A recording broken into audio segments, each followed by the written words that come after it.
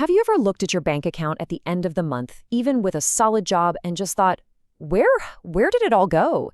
If so, you're not alone. It's this feeling that no matter how hard you work, you're basically just treading water. Well, today, we're going to dive into the real reasons behind that financial pressure. When you're doing everything right, you're working full time, you're paying your bills, and you still feel squeezed, it's so easy for it to feel personal. Like you start to think, am I doing something wrong? But I'm here to tell you what you're feeling is way less about you and way more about the system you're navigating. So let's get right into it.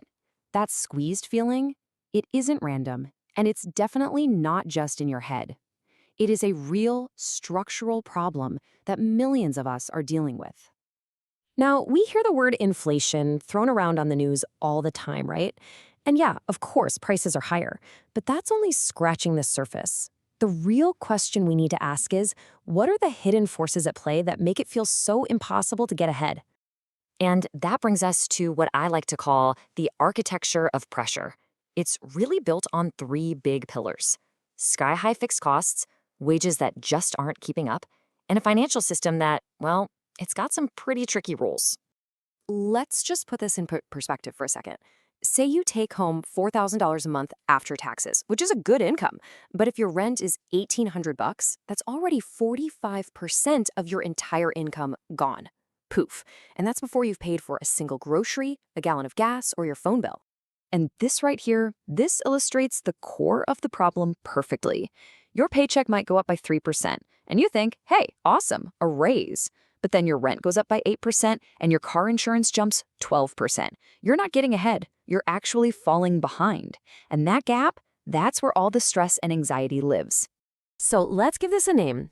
This is what we mean by the squeeze. It's that ever-shrinking space between what you earn and what you have to spend just to exist. It's the slow, steady loss of your financial breathing room. So what happens when that breathing room vanishes? Well, many of us turn to a tool that can actually make the squeeze even tighter: credit. And this leads us right into what we call the high interest trap. When there's just too much month at the end of the money, a credit card feels like a bridge, right? It gets you to your next paycheck. It's a lifesaver in the moment. But what they don't tell you is that this particular bridge charges an incredibly high toll to cross it. Let's make this super real. Imagine you've got a $5,000 balance on a card, and you're making a monthly payment of $150. You feel like you're doing the right thing, you're paying your bill. But here's the part that's just wild.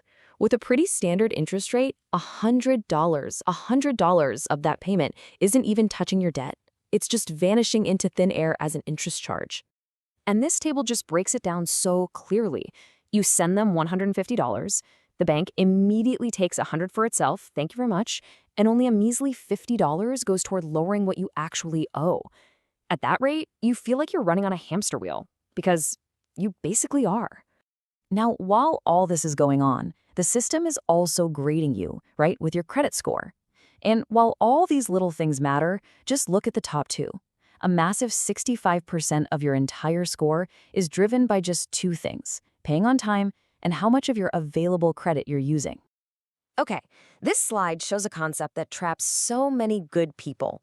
You've got two folks with the exact same $5,000 debt, but the person on the right, whose $5,000 is using up 83% of their total credit limit, is seen as a way bigger risk. Their score gets totally hammered for it, even if they've never, ever missed a single payment.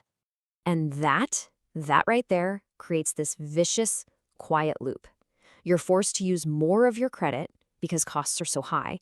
That high usage then lowers your score. The lower score means you can't get a better interest rate, which makes it nearly impossible to pay the debt down. It's a trap, and it's designed to keep you paying. Okay, so that's the problem. And I know, it's heavy stuff, but understanding the architecture of the problem is truly the first step to taking it apart. So now let's pivot. Let's talk about the solution, which is all about building your margin. You've heard all the common advice on the left, right? Just skip the lattes, cancel your subscriptions. And hey, that stuff isn't bad, but it's like bringing a squirt gun to a house fire. The really powerful strategy is on the right. Focus on the structure of the problem.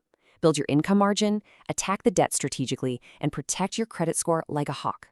I mean, this really boils down to one simple question. When you're in a really tight spot, what's going to make a bigger difference? trying to force yourself to spend less through sheer willpower, or just changing the fundamental math of your situation?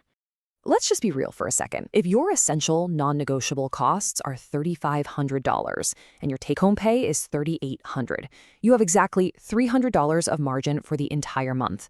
For everything else, food, gas, and emergency, no budgeting app or coupon clipping is going to magically fix that tiny margin. The biggest, most powerful lever you can pull is income. Period. So, let's turn all of this theory into a clear, no-nonsense action plan. This isn't about hype or some get-rich-quick nonsense. This is about small, strategic moves you can make to start building that margin back into your life.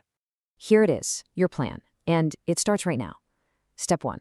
Today, get clarity. Know your numbers. Actually write down your exact take-home pay and your must-pay fixed costs. Step 2, this week, protect your payment history. This is 35% of your score, so you've got to make it a fortress. Go set up automatic minimum payments on every single account you have. And finally, step 3, this month, attack your utilization. Pick your single highest interest credit card and throw every single extra dollar you can find at that one balance. This is how you start to reverse that quiet loop we talked about. And please, please remember this. The goal here isn't perfection. It's not about becoming a financial guru overnight. The goal is simply to create margin, a buffer. I'm telling you, even an extra $200 a month between your income and your expenses will fundamentally change your stress levels and give you back that feeling of control. I really want to leave you with this thought. We've talked a lot about how interest compounds against you, working day and night to keep you in debt. But small, steady, positive actions, they compound too. They build on each other. And the difference is, this time, they compound in your favor. You can absolutely make the math work for you, not against you. And that, my friends, is how you beat the squeeze.